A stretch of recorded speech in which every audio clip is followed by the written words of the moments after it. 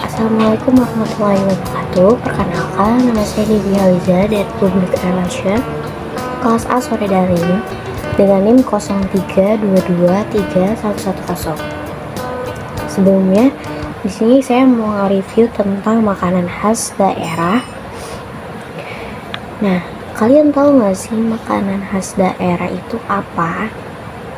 Nah, makanan daerah itu dibuat dari perbedaan budaya dan bahan makanan yang tersedia pada daerah tersebut. Olahan makanan di setiap daerah tentunya berbeda-beda, sehingga menghasilkan rasa makanan yang beragam dengan ciri khasnya masing-masing. Untuk mengetahui lebih jauh tentang makanan khas daerah, mari kita simak video ini.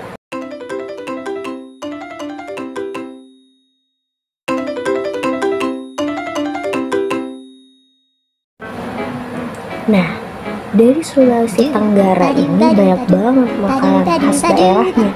Cuma Kasuami ini yang paling sangat unik sih menurut saya.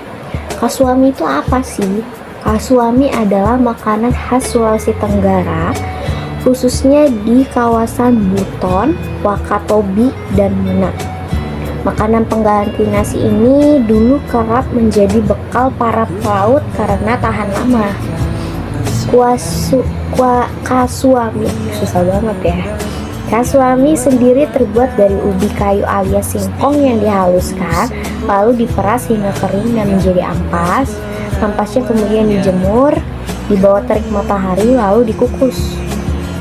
Wah, kayaknya unik banget ya sih makanan kasuami ini. Kasuami memiliki bentuk mengerucut seperti nasi tumpeng. Kasuami ini berbentuk kerucut seperti nasi tumpeng dengan warna putih kuning-kuningan.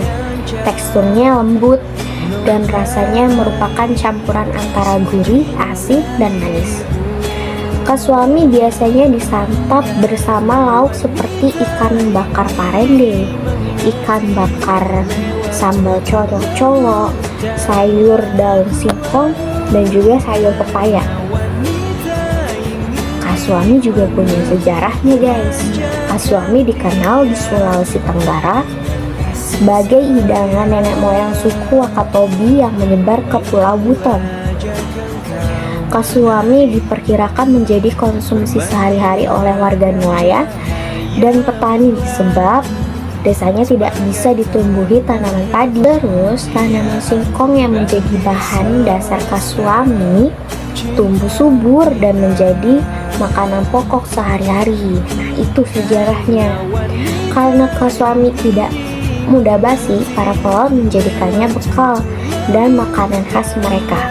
Kasuami dapat dikonsumsi hingga 14-20 hari. Nah, kasuami berbahan utama singkong yang diolah dengan cara mengukus parutan singkong yang sudah dikeringkan. Orang Wakatobi menghilangkan kandungan air dari singkong dengan cara digeprek atau diperas menggunakan kain warna putih yang bahannya cukup tipis.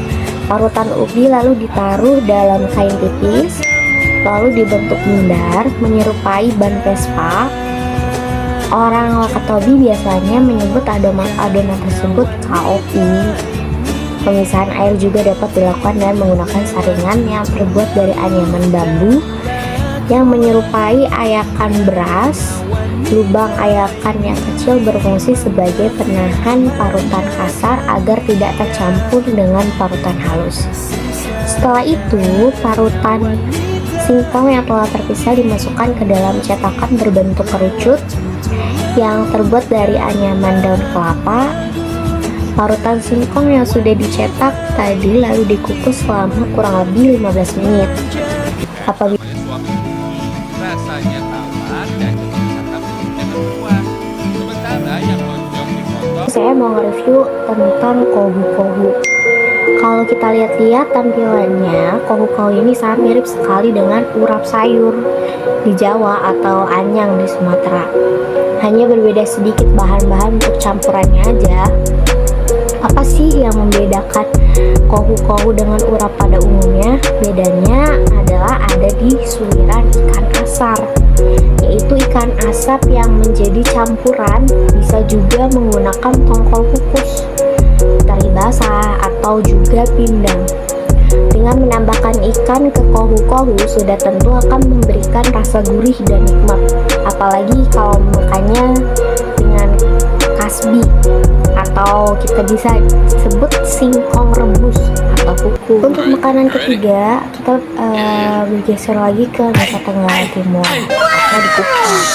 Memiliki beragam jenis makanan yang ditawarkan, mulai dari makanan berat hingga makanan ringan atau juga camilan.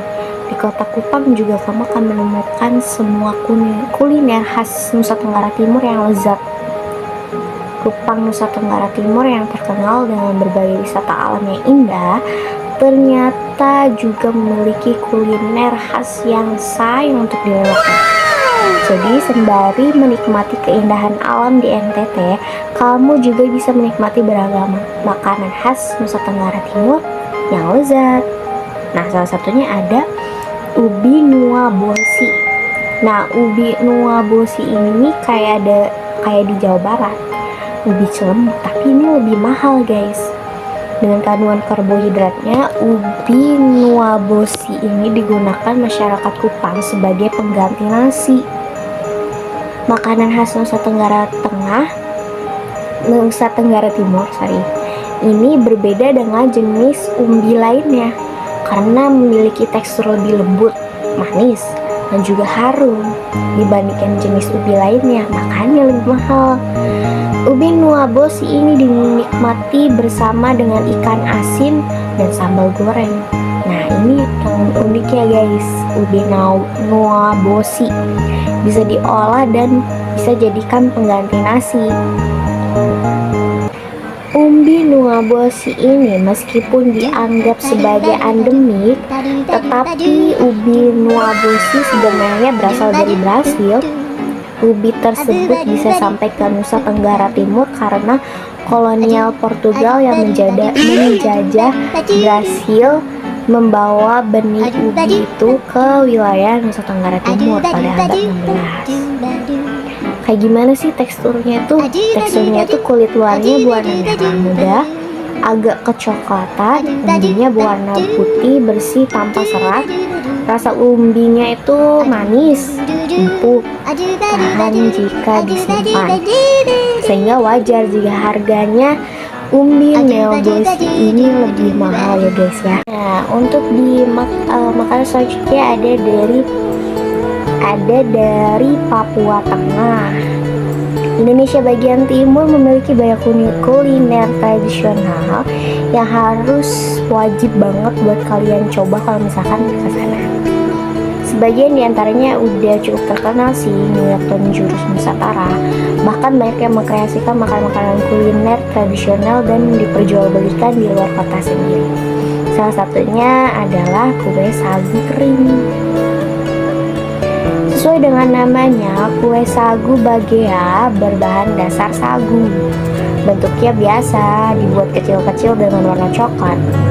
Walaupun teksturnya agak keras, tapi bisa melumer saat dimakan.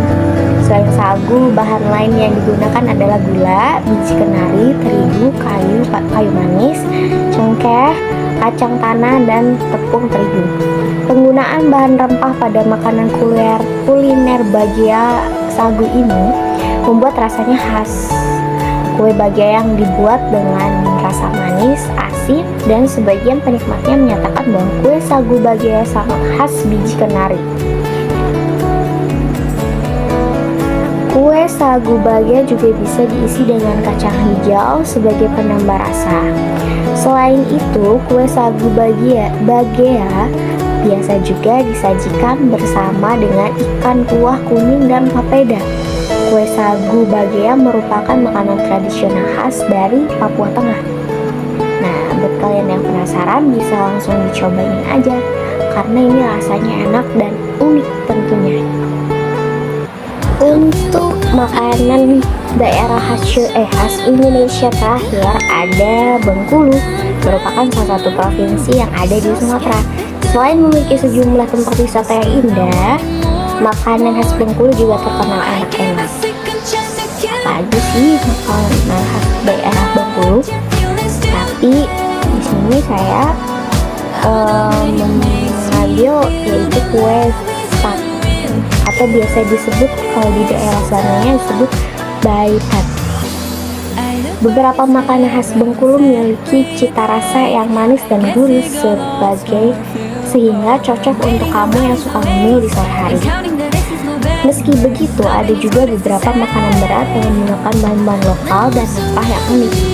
Baitat adalah salah satu jenis kue tradisional khas Bengkulu. Dalam bahasa Rejang, kata bai artinya ibu. Oh, berarti baitat itu ibunya kue. Sedangkan tat artinya kue. Jadi benar, ibu kue, baitat. Dahulu, kue baitat adalah makanan kaum bangsawan, namun sekarang telah menjadi hidangan umum untuk hari raya, pesta, ataupun oleh-oleh khas Bengkulu. Kue ini bentuknya seperti roti padat yang agak tebal, dan cara memasaknya dengan dipanggang. Bahan-bahan yang dipakai untuk membuat adonan baitat adalah terigu, mentega, telur, gula, dan santan. Bagian atas kue biasanya diberi hiasan selai nanas atau kelapa. Oh, berarti di sini kita bisa nyebutnya juga nastar ya, tapi di sini beda. Baitat, ibunya kue. Ada dua bentuk ukuran kue tat yang biasa dijual orang. Ada ukuran sebesar loyang disebut baitat, sedangkan yang ukuran kecil segenggaman tangan disebut anak tat atau mini tat. Oh, jadi ada dua ukuran guys. Cara membuatnya: kocok gula pasir dan telur sampai mengembang, kemudian tambahkan mentega, santan, soda kue, dan tepung terigu. Lalu aduk kembali hingga merata. Diamkan beberapa saat hingga semua bahannya menyatu dan mengembang sedikit. Lalu letakkan di cetakan.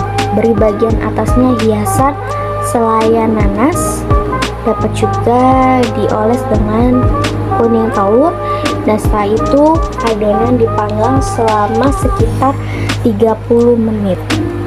Nah, itu jadi cara pembuatannya, dan rasanya pun sudah pasti enak dengan gambar yang sebagus ini, semenarik ini.